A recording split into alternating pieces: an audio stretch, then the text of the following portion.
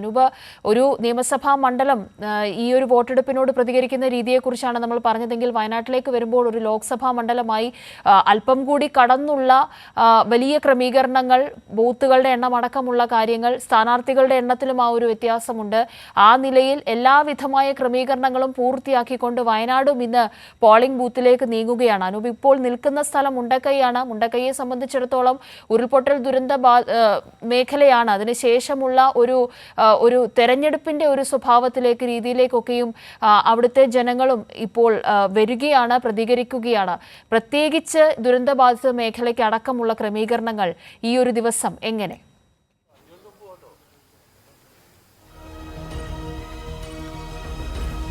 അതിലൊരു ഞാനിപ്പോൾ നിൽക്കുന്നത് മേപ്പാടി പഞ്ചായത്തിലെ മുണ്ടക്കൈ വാർഡിന് വേണ്ടിയിട്ട്, അതായത് 11ാം വാർഡിന് വേണ്ടി പ്രത്യേകം സജ്ജീകരിച്ച മേപ്പാടി സ്കൂളിലെ ആ ബൂത്തിന് മുന്നിൽ നിന്നാണ് ഞാനിപ്പോൾ സംസാരിക്കുന്നത്.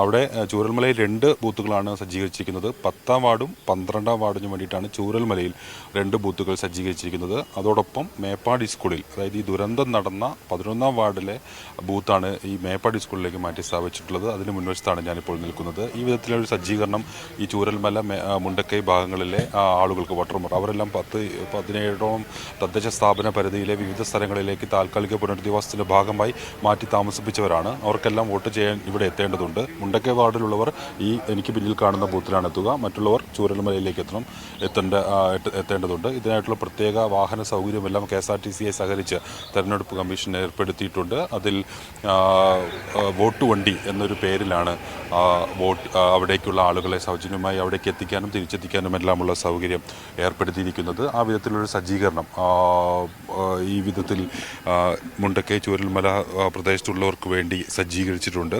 നാം നേരത്തെ പറഞ്ഞതുപോലെ വയനാട് ലോക്സഭാ ഉപതെരഞ്ഞെടുപ്പുമായി ബന്ധപ്പെട്ട് 14,71,742 വോട്ടർമാരാണ് ഇന്ന് പോളിംഗ് ബൂത്തുകളിൽ എത്തും എന്ന് പ്രതീക്ഷിക്കുന്നത്. ഇതിനായി 30 ഓക്സിലറി ബൂത്തുകൾ ഉൾപ്പെടെ 1354 പോളിംഗ് സ്റ്റേഷനുകളാണ് വിവിധയിടങ്ങളിൽ സജ്ജീകരിച്ചിരിക്കുന്നത്. വലിയ സുരക്ഷാ സജ്ജീകരണവും ഇതിൻ്റെ ഭാഗമായി ഏർപ്പെടുത്തിയിട്ടുണ്ട്. ഈ വിധത്തിൽ 8 കേന്ദ്രങ്ങൾ, അല്ലെങ്കിൽ അവിടെ നിന്ന് കഴിഞ്ഞ ദിവസങ്ങളിൽ വോട്ടിംഗ് സാമഗ്രികളെല്ലാം ഉദ്യോഗസ്ഥർ ഏറ്റുവാങ്ങുകയും ഇത്തരത്തിൽ 1352 ബൂത്തുകളിലായി ഇത് സജ്ജീകരിക്കുകയും എല്ലാം ചെയ്തിരുന്നു.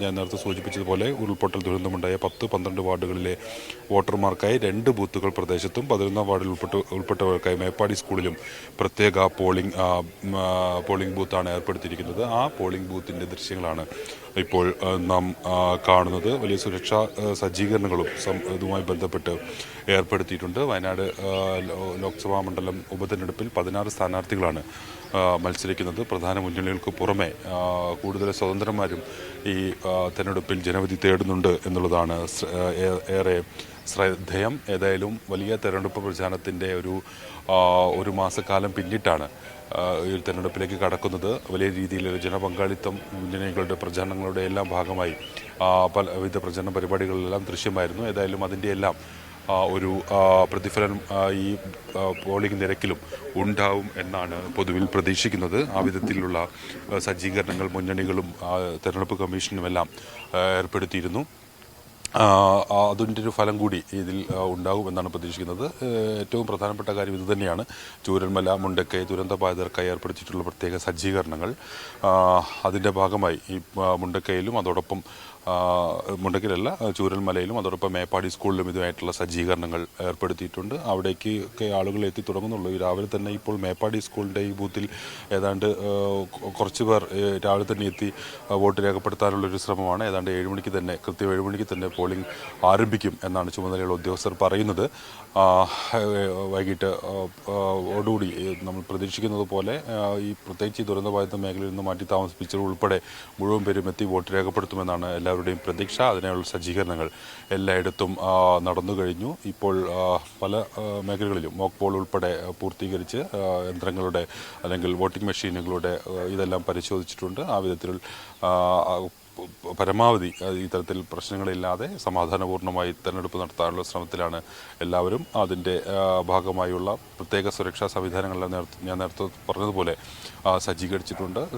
അന്തർജില്ലാ പോലീസും ഒപ്പം മറ്റ് സേനാ വിഭാഗങ്ങളും അതോടൊപ്പം അധിക സേനയും ഉൾപ്പെടെ 2700 പോലീസിൻ്റെ അധിക സേനയും ഉൾപ്പെടെ മണ്ഡലത്തിൽ വിവിധ കേന്ദ്രങ്ങളിൽ വിന്യസിച്ചിട്ടുണ്ട്. പ്രത്യേകിച്ച് 3 ബൂത്തുകൾ അതീവ സുരക്ഷാ പ്രാധാന്യമുള്ള ബൂത്തുകളാണ്. അതോടൊപ്പം ഏതാണ്ട് ഒരു 13 ബൂത്തുകൾ ക്യാമറ അല്ലെങ്കിൽ ആ വിധത്തിൽ ഒരു സുരക്ഷാ ക്രമീകരണങ്ങൾ കൂടി അതീവ സുരക്ഷാ ക്രമീകരണങ്ങൾ കൂടി 13 ബൂത്തുകളിൽ ഏർപ്പെടുത്തിയിട്ടുണ്ട്. പ്രത്യേകിച്ച് ഈ മാവോയിസ്റ്റ് ഭീഷണി അല്ലെങ്കിൽ നേരത്തെ തന്നെ മാവോയിസ്റ്റ് സാന്നിധ്യം സ്ഥിരീകരിച്ച മേഖലകളെല്ലാം ആ വിധത്തിൽ ഉള്ള അധിക സുരക്ഷ ഏർപ്പെടുത്തിയിട്ടുണ്ട്. ഇതെല്ലാം കൊണ്ട് ഏറ്റവും സമാധാനപൂർണ്ണമായി തെരഞ്ഞെടുപ്പ് നടത്താനുള്ള എല്ലാ സജ്ജീകരണങ്ങളും പോലീസിൻ്റെ ഭാഗത്തു നിന്നും ഉണ്ട്. അതോടൊപ്പം എത്രയും കാര്യക്ഷമമായി അല്ലെങ്കിൽ ഏറ്റവും ആ വിധത്തിൽ ഏറ്റവും ഫലപ്രദമായി ഈ തെരഞ്ഞെടുപ്പ് പ്രക്രിയ പൂർത്തീകരിക്കാനുള്ള എല്ലാ സജ്ജീകരണങ്ങളും ജില്ലാ ഭരണകൂടവും പൂർത്തിയാക്കിയിട്ടുണ്ട്. ഏതായാലും വയനാട്ടിലും തെരഞ്ഞെടുപ്പ് പുരോഗമിക്കുകയാണ്. അല്പസമയത്തിനകം പോളിംഗ് ആരംഭിക്കും. മോക്ക് പോളിംഗ് നടപടികളെല്ലാം പൂർത്തിയായിട്ടുണ്ട്.